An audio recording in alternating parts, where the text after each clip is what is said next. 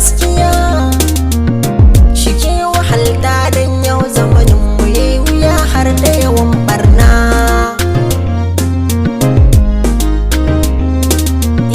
Farin cikin soyayya sa'a yake zama, kai ga ka dace dan babu mai yima.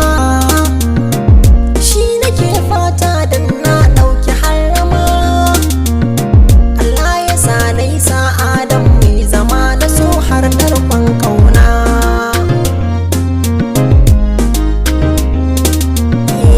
So da kauna su ne jigo na rayuwa, waɗansu sun dace har sun samu shakuwa, waɗansu na nema amma babu karɓuwa, waɗansu sun samu amma ba su yin rubon alkawarin kauna.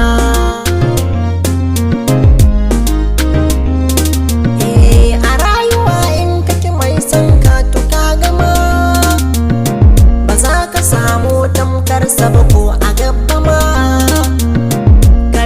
Mai son ka da soyayya da harama, in kai sake kayi rashi dan babu madani ko a fagen kauna.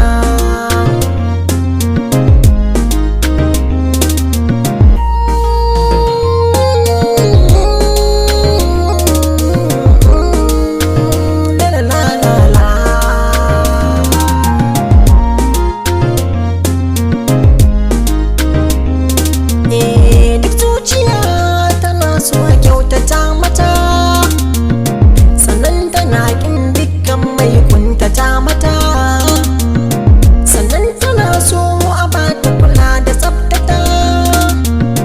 Rashin hakan zai sanya ta tarasa mafita a rayuwa, da so kowa ya girmama.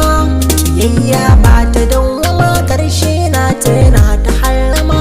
Komai ɗaci na gaskiya in karke zaka samu karrama, mai karya babu inda zai je komai matsayinsa ya jima. Duk abin da ya zama shi ka shuka shi ne zai zo ya girmama.